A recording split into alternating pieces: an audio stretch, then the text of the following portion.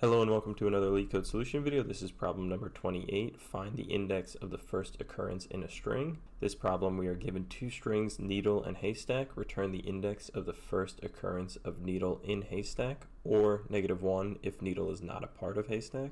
In example 1, we're given an input haystack of sad but sad and needle of sad. Our output is 0. This is because the first occurrence of sad in haystack is at index 0. For example 2, we're given an input haystack of LeetCode with a needle of LeetO.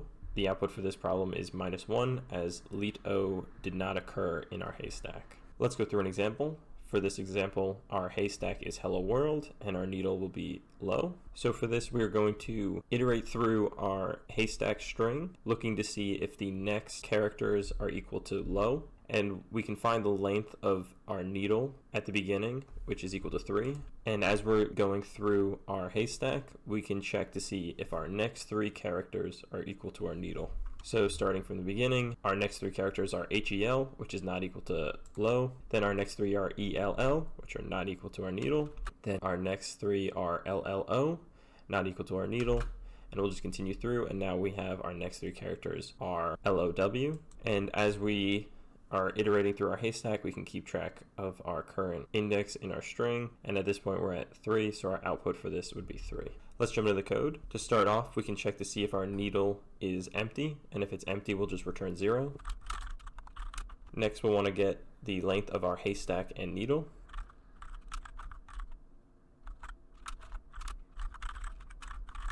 And now we'll want to iterate through our haystack string. And with our length of our haystack and length of our needle, we know we only need to go the length of our haystack minus the length of our needle plus 1 indexes into our string, because at that point we'll have less characters than needle's length and won't have to continue looping through.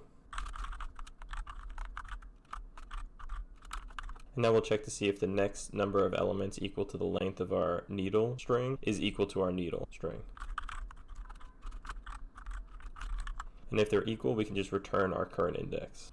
And if we've looped through the whole string and do not find our needle, we just return -1. That's it for the code, so let's run this. All test case passed, so let's submit. Our solution was accepted, so that's it for this problem. If you like this video and want to see more content like this, make sure to check out my channel. Thanks for watching.